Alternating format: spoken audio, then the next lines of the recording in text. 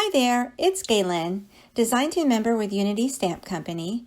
Today I have two cards and I'm showing a way to use the dry embossing folders, and I'm using ink with the embossing folders, and I'm showing a way to make two cards with pre-stamped and pre-colored butterflies.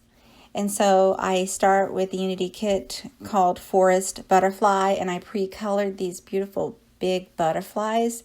By Graciele Designs is the artist of these butterflies, and so I pre-colored them with Copic markers. They're listed here in the video and on my blog, and they're very large. They're beautiful too, and the sentiments come from the same kit, and they're wonderful inspirational sentiments. I have Gina K Designs ink in Sea Glass and Whisper that I'm using to ink up these embossing folders. And so if you have any old embossing folders laying around, try this technique with them. It creates a different look to just regular embossing. And so I'm going to ink the flat side of the embossing folders.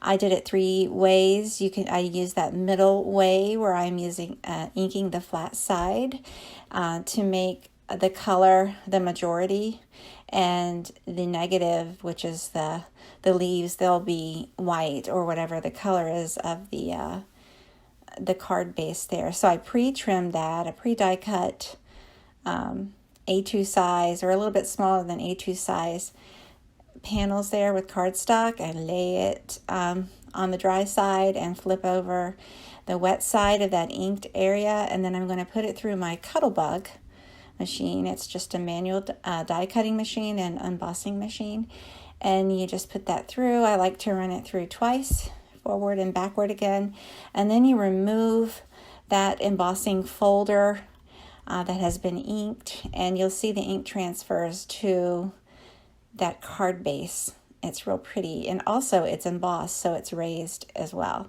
So I went ahead and chose to do the inking on the flat side of that inner embossing folder, but this is what it looks like if you ink the raised area. It just doesn't show up as well that way, but it is pretty. It's a nice distressed look, and then you can use it solid without any ink at all.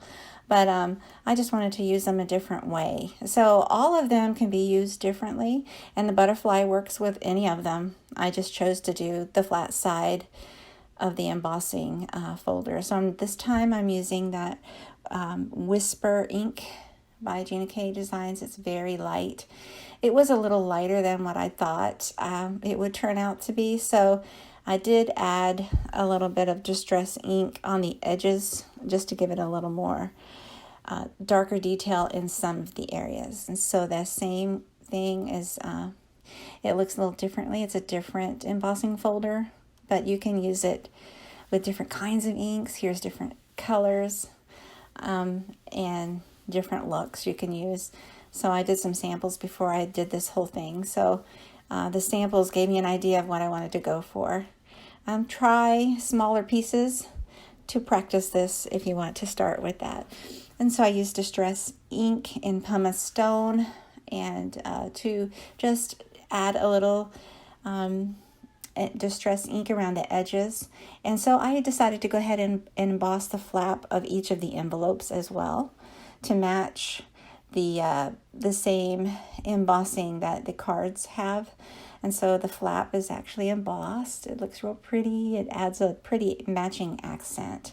And so what I decided to do is I didn't want to use the whole panel. I just want to use a hint of it. So I used half of the panel of the teal panel, and then I added the sentiment, and then I added in foam tape, I added the big butterfly and the two smaller butterflies with an encouraging sentiment there.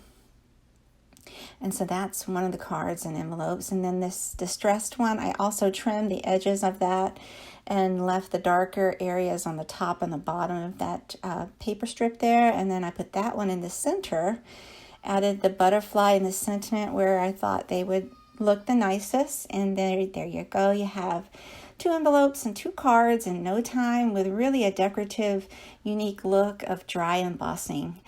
Thanks so much for watching. I hope you like and subscribe to my YouTube channel and also my Facebook page. Have a great day.